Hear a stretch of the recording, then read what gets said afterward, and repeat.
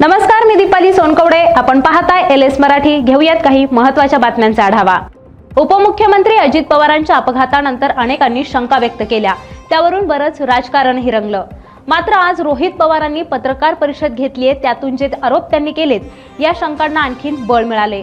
त्यांनी अनेक खळबळजनक आरोप केलेत. हा अपघात नसून नियोजनबद्ध कट तर नाही ना, याची देशांतर्गत नाही तर आंतरराष्ट्रीय पातळीवर चौकशी व्हावी अशी मागणी रोहित पवारांनी केली आहे. दिवंगत उपमुख्यमंत्री अजित पवारांचा अपघात नाही तर 100% घातच होता असा थेट आरोप आता रोहित पवारांनी केलाय. तसे पुरावे देत त्यांनी एक प्रेझेंटेशन सुद्धा दिले. ऐनवेळी विमानाचे दोन्ही पायलट का बदलण्यात आले, विमानाच्या मेंटेनन्सचं प्रमाणपत्र कुणी दिलं आणि त्याचा अहवाल सार्वजनिक का केला जात नाहीये असा प्रश्नही त्यांनी उपस्थित केलाय. तर हा बदल जाणीवपूर्वक करण्यात आला का असा सवाल देखील रोहित पवारांनी विचारलाय. विमान चेक करणाऱ्या कर्मचाऱ्यांची चौकशी करावी लागणार आहे. विमान अपघाताचं केवळ सीसीटीव्ही फुटेज चेक करून चालणार नाही तर इतर सगळे सीसीटीव्ही फुटेज चेक करावे लागतील असं रोहित पवार यांनी म्हटलंय. तसंच टेक ऑफ पूर्वी विमान चेक केलं होतं का, गेल्या 13-14 दिवसात काहीच तपास झाला नाही असा धक्कादायक आरोप रोहित पवारांनी केलाय. तर रोहित पवार यांनी या प्रकरणाची चौकशी भारतातील संस्थेसोबतच फ्रान्स किंवा अमेरिकेतील तज्ञ तपास संस्थांकडून व्हावी अशीही मागणी केली आहे. आतापर्यंत कोणतीही ठोस चौकशी दिसत नाही. पुरावे नष्ट होण्याची शक्यता आहे असा इशाराही रोहित पवारांनी दिलाय. तर VSR कंपनीच्या मालकावर मनुष्यवधाचा गुन्हा दाखल करावा आणि संबंधित अभियंते आणि अधिकाऱ्यांवर कारवाई करावी अशी मागणीही रोहित पवारांनी केली आहे.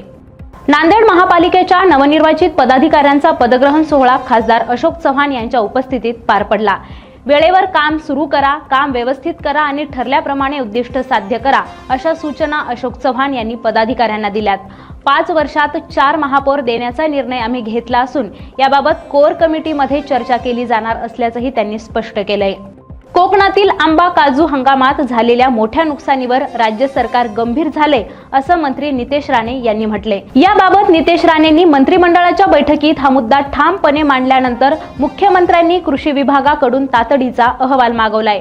मुख्यमंत्री फडणवीसांच्या नेतृत्वाखाली लवकरच आंबा काजू बागायतदारांची बैठक घेऊन मदतीबाबत निर्णय घेतला जाणार असल्याचंही राणेंनी सांगितलंय.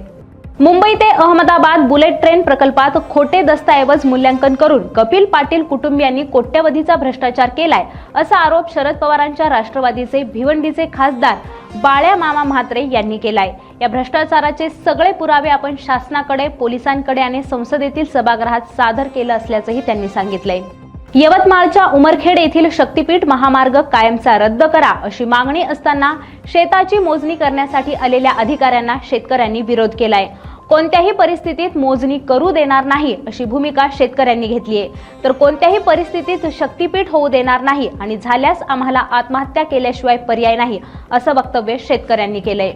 जालन्याच्या भोकरदन बस स्थानकात एका मनोरुग्ण महिलेने उभ्या असलेल्या बसमध्ये जात या बसच्या काचा फोडल्याची घटना घडली आहे. ही बस जाफराबाद आगारात दिवसभर शालेय फेऱ्या पूर्ण करून भोकरदन येथे मुक्कामी होती. 12वीची परीक्षा देण्यासाठी कोपरहून कळव्याच्या दिशेने प्रवास करत असताना मुंब्रा आणि कळवा रेल्वे स्थानकादरम्यान धावत्या लोकलमधून एक विद्यार्थी खाली पडलाय आणि या अपघातात त्याचा मृत्यू झालाय. लोकलमध्ये प्रचंड गर्दी असल्यामुळे हा अपघात झाल्याचा प्राथमिक अंदाज आहे. तर या होत्या काही महत्त्वाच्या बातम्या. पाहत रहा LS मराठी.